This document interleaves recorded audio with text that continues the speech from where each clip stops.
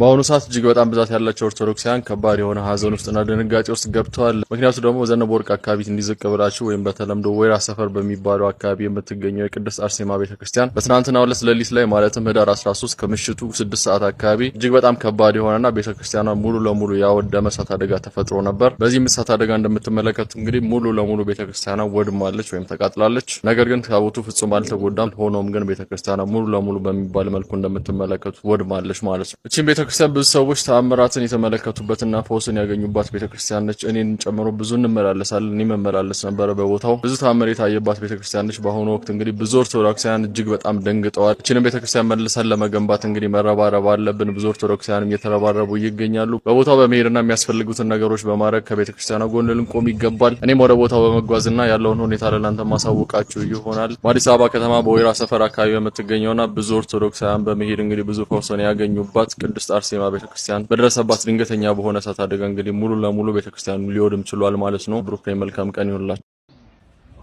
ወዳጆቼ፣ እንደምን ሰነበታችሁ? ደህና ቆያችሁኝ? ይህ የምታዩት ቤተክርስቲያን አቡነ እጨጌና ቅድስት አርሴማ ናቸው። የሚገኘው ቤተል ወይራ ሰፈር ነው። በእውነቱ እንደምታዩት አዲስ አበባ ውስጥ ያለ አይመስልም። ጸሎታችሁን ይሰማችሁ ዘንድ ከበረከቱን ትካፈሉ ዘንድ የምትችሉ በተለይ ለበዓል የመጣችሁ ከውጭ ሀገር በተለያየ አጋጣሚ የመጣችሁ ይህንን ህይወታችንን ለነፍስም ለስጋም ጭንቅ የሆነብን ሀገራችንን ሰላም እንዲያደርግልን መድኃኔዓለም ኢየሱስ ክርስቶስ በጸሎት መተን እንድንለማመን የአቡነ እጨጌ አምላክ መድኃኔዓለም ኢየሱስ ክርስቶስ ይለመነን ዘንድ ጸጋ በረከታቸው ይደርሰን ዘንድ መታችሁ ከበረከቱ ተሳተፉ። የሚገኘው ደግሞ አለው ቤተል ወይራ ሰፈር ነው። መታችሁ ተባረኩ ለማለት ነው። ያው እንደምታዩት ነው። በጣም ደስ ይላል። መንገዱን ትንሽ እየሄድኩ ላሳያችሁ። ምድራዊ ገነት ነው የሚመስለው። በጣም ነው ደስ የሚለው። መንፈስን ያድሳል። መታችሁ ጭንቅላታችሁ በብዙ ነገር የሚረበሽ ሰዎች የጨነቃችሁ በተለይ ለነፍስ እረፍት የሚሰጥ ቦታ ነው። መታችሁ እንትን በሉ። ደስ ይላል። መንገዱ እንደምታዩት ነው። እግዚአብሔር ይርዳችሁ።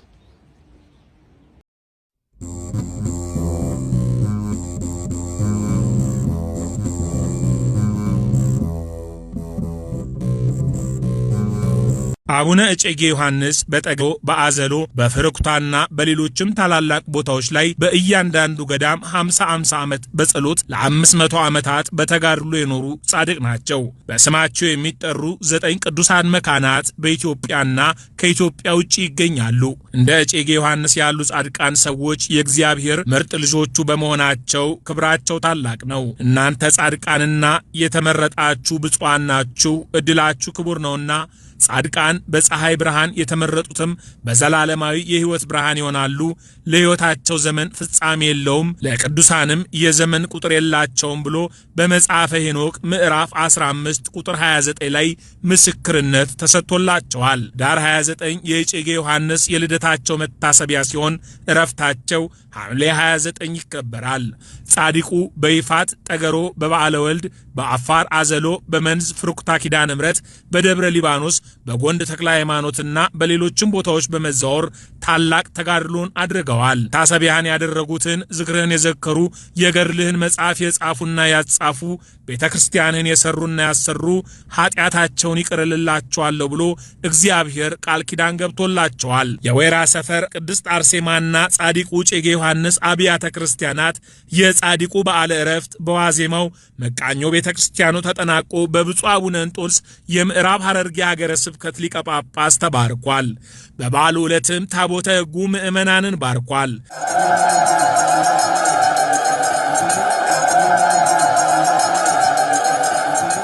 ታላቁ ሐዋርያ ቅዱስ ያዕቆብ የጻድቅ ሰው ጸሎት በሥራዋ እጅግ ኃይል ታደርጋለች በማለት በያዕቆብ ምዕራፍ 5 ቁጥር 16 ላይ እንደጠቀሰው በዕረፍታቸው መታሰቢያ ዕለት በገድላቸው የተማጸኑ ጠበላቸውን እምነታቸውን የተጠቀሙ ተአምራት የተደረገላቸው በብዙ መቶዎች የሚቆጠሩ ምዕመናን ምስክርነት ሰጥተዋል። ሊቃውንተ ቤተ ክርስቲያንና የሰንበት ትምህርት ቤት ወጣቶችም ለበዓሉ ተስማሚ ያሬዳዊ ዝማሬ አቅርበዋል።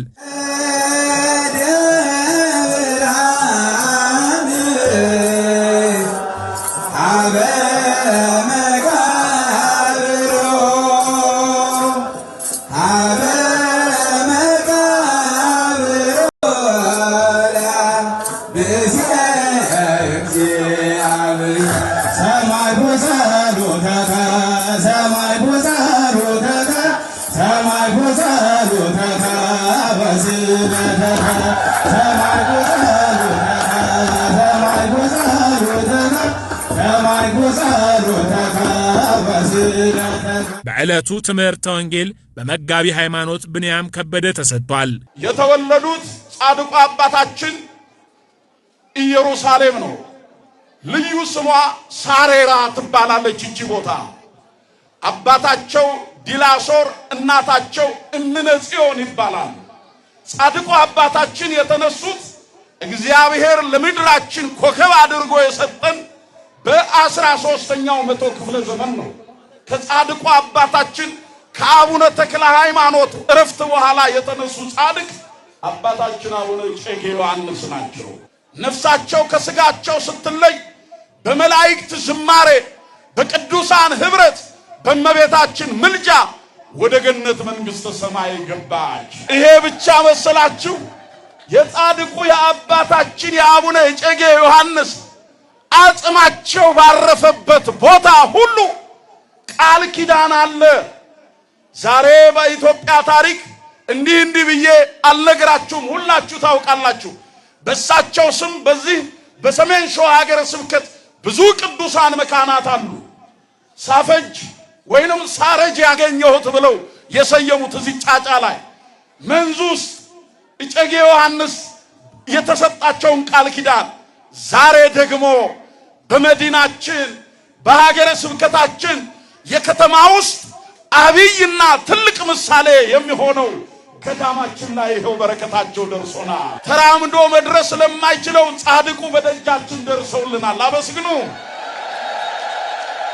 ሊቀ ሕሩያን ስብሐት ባዬ የገነተ ሰማይ ቅድስት አርሴማና መንበረ ብርሃን ጻድቁ እጨጌ አቡነ ዮሐንስ አብያተ ክርስቲያናት አስተዳዳሪ በጻድቁ አቡነ እጨጌ ዮሐንስ ስም የታነጸው መቃኞ ቤተክርስቲያን በአጭር ጊዜ ተጠናቆ በብፁዓን አበው ሊቃነ ጳጳሳት ቡራኬው መከናወኑን ገልጸዋል። በልዩ ልዩ ሕመም ልጅ በማጣት ችግርና ፈተና የገጠማቸው ብዙዎች በጻድቁ ጠበል እና ገድል እየተፈወሱ መሆኑንም ገልጸዋል። የጻድቁ አባታችን ገድል በእውነት ነው የምላችሁ፣ ገድላቸው ወጥቶ በዚሁ አውደ ምሕረት ሙሉ ካህናት፣ የደብሩ ጽሕፈት ቤት፣ ልዩ ልዩ ቢሮ ሰራተኞች ሁላችንም ከጸበሉ እስከዚህ ድረሳ ልዩ አገልግሎት በእውነት ከ4000 ሕዝብ በላይ ነው። እዚህ ጋር በሰልፍ ብሎ እስከ 8 ሰዓት አገልግሎት እየሰጠና አርባር ልዩ አገልግሎት እየተሰጠ ፈውሳቸው ድነታቸው በልዩ በካንሰር በጉበት እንዲሁም ልጅ መካን የሆኑ ቅድም መምህር እንዳሉት የነበሩ እናቶቻችን እህቶቻችን እንደሃና እንደመካኗ